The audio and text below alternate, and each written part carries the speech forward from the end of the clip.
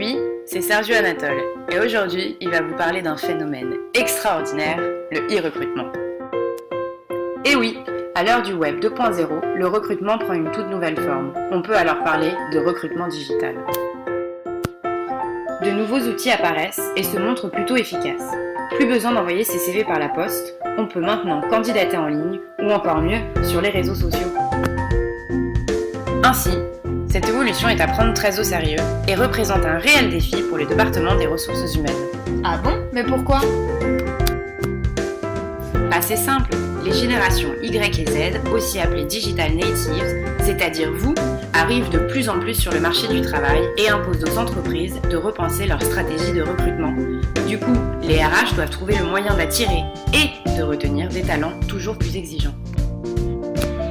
C'est pourquoi en France, 87% des recruteurs utilisent les sites internet d'offres d'emploi comme premier outil de recrutement. On compte parmi eux Région Job ou Fashion Job. Les réseaux sociaux professionnels jouent eux aussi un rôle important puisque 56% des recruteurs les utilisent et que 41% d'entre eux y ont déjà contacté un candidat. On note d'ailleurs que 94% des recruteurs sont présents sur Viadeo contre 77% sur LinkedIn. Facebook et Twitter, bien qu'ils ne figurent pas parmi les outils principaux, sont utilisés comme des outils complémentaires par les recruteurs afin de se renseigner sur les potentiels candidats. Au fait, Sergio Anatole, je me demandais, quels sont les avantages du recrutement pour les entreprises? C'est une très bonne question, Léa. On compte au total 5 avantages. Avec plus de 38 millions d'utilisateurs et une croissance annuelle de 10%, le web représente une réelle opportunité. D'autant plus qu'on compte 11 millions de Français inscrits sur Viadeo en 2015 et 10 millions sur LinkedIn. Il s'agit donc d'une potentielle base de données non négligeable. Le recours au e-recrutement ou au sourcing permet aux recruteurs d'élargir leur cercle de recherche et d'avoir accès aux informations et profils de personnes ou salariés n'étant pas forcément en recherche active d'emploi. On parle alors de candidats passifs. De plus, les recruteurs sont également en mesure de contacter les potentiels candidats à l'étranger, et ce, depuis leur ordinateur ou leur téléphone portable. Par ailleurs, les réseaux sociaux professionnels donnent accès aux recruteurs à des informations plus complètes, mais aussi plus fiables que celles présentes sur les CV traditionnels. Ainsi, via ces plateformes, les recruteurs peuvent en apprendre plus sur la vie, les goûts et les centres d'intérêt des candidats. Ces informations sont dites plus fiables, car actualisées de façon continue par les candidats, puisqu'elles sont accessibles directement depuis leurs ordinateurs ou téléphones portables. De plus, les membres de leur réseau peuvent par exemple recommander leurs compétences. Cette transparence de l'information est à la fois importante pour le candidat et pour les recruteurs, puisque 73% des employeurs déclarent avoir fait des recherches complémentaires sur les candidats avant de prendre leur décision finale. Contacter des tiers, tels que des chasseurs de tête ou des cabinets de recrutement, ou même encore allouer un espace dans un magazine, représente un coût élevé pour l'entreprise.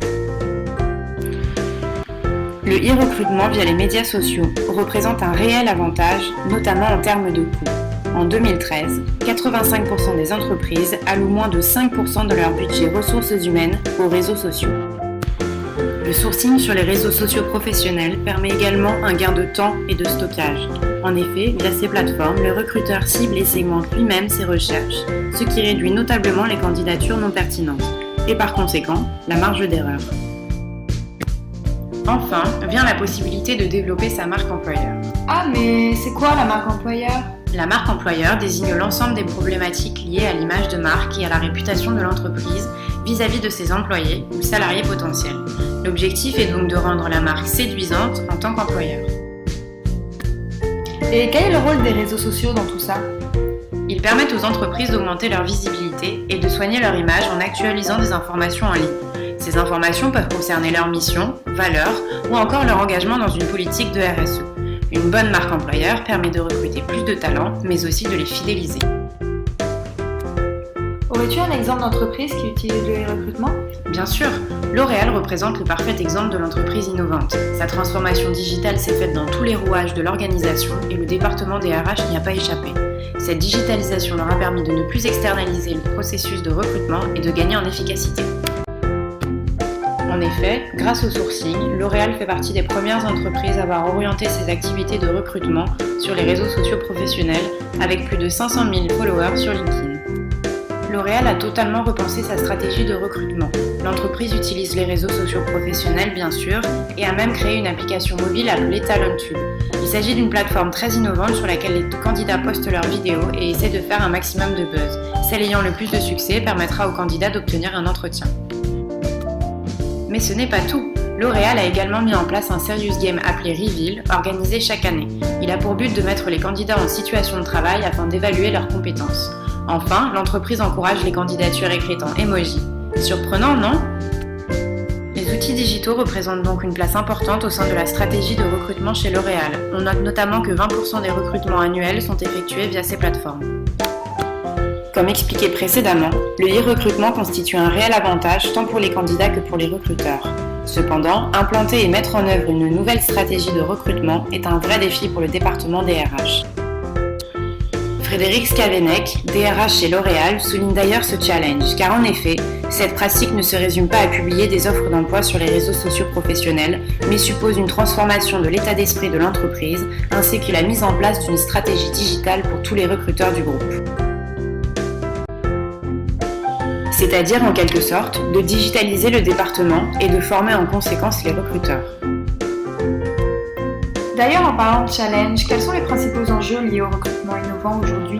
Justement, j'y venais. On peut compter 4 enjeux majeurs. La gestion de la marque employeur est l'une des principales problématiques liées au recrutement sur le web.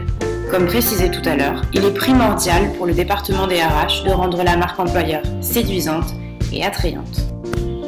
Mais voilà qui n'est pas chose facile.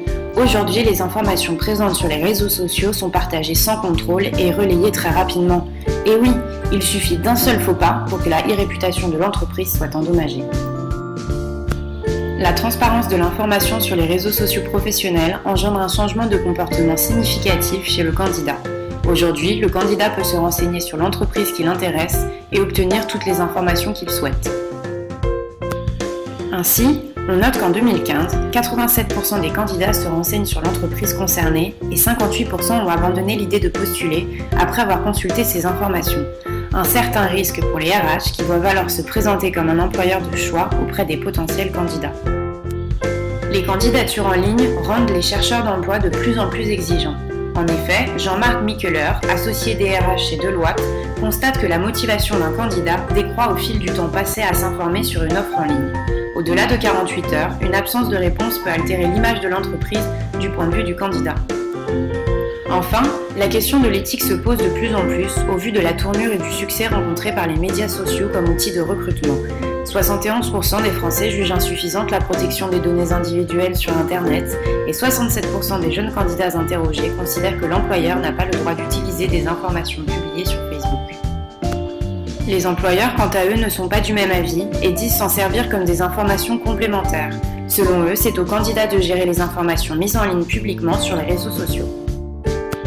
Comme nous l'avons vu au cours de cette séance, le e-recrutement représente un réel enjeu pour les entreprises et plus particulièrement pour les départements des ressources humaines qui doivent adopter une nouvelle stratégie. Cependant, on ne peut pas vraiment parler d'un réel tournant digital dans le recrutement et ce, pour plusieurs raisons. Tout d'abord parce que le recrutement digital ne s'applique pas à tous les secteurs ni à toutes les fonctions. Il est le plus souvent utilisé dans les secteurs en relation avec de nouvelles technologies. De plus, comme le précise la GRH de L'Oréal, le e-recrutement ne constitue pas une menace pour les cabinets de recrutement et ne remet pas en cause les techniques de recrutement traditionnelles. Enfin, bien que le contact via ces plateformes soit plus rapide et plus intuitif, l'entretien en face à face reste une étape cruciale et décisive du recrutement. Et voilà, c'est tout pour aujourd'hui. Merci et à la semaine prochaine!